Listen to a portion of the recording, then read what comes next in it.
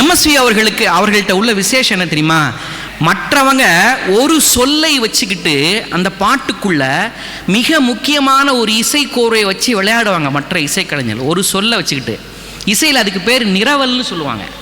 ஒரு முழு வரியை வச்சுக்கிட்டு நிரவல் பண்ணுவாங்க, ஒரு சொல்லை வச்சுக்கிட்டு நிரவல் பண்ணுவாங்க.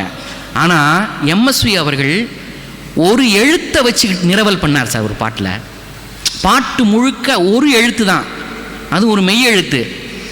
என்ன மெய் எழுத்து தெரியுமா? ஒரு குழந்தை கதை சொன்னால் நீங்கள் என்ன போடுவீங்க? சொல்லணும். சொன்னாதான் ஒரு ஊரில் ஒரு மண்ணை இருந்தானா அப்படின்னு நம்ம சொல்ல சொல்ல தான் கதை சொல்லும்.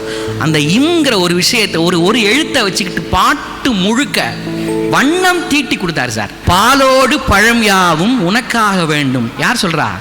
மனைவி பாடுறா. அடுத்த வரி பாருங்க, பாவை உன் முகம் பார்த்து பசியார வேண்டும்னு எழுதுனா சார்.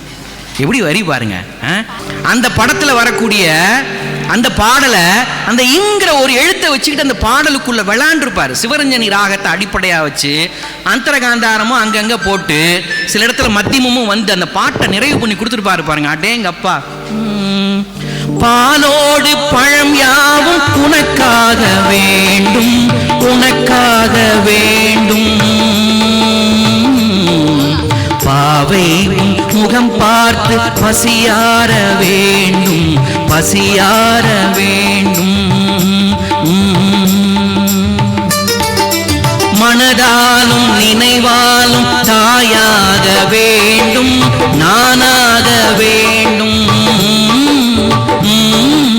மடிமீதில் விளையாடும் சேயாக வேண்டும், நீயாக வேண்டும்.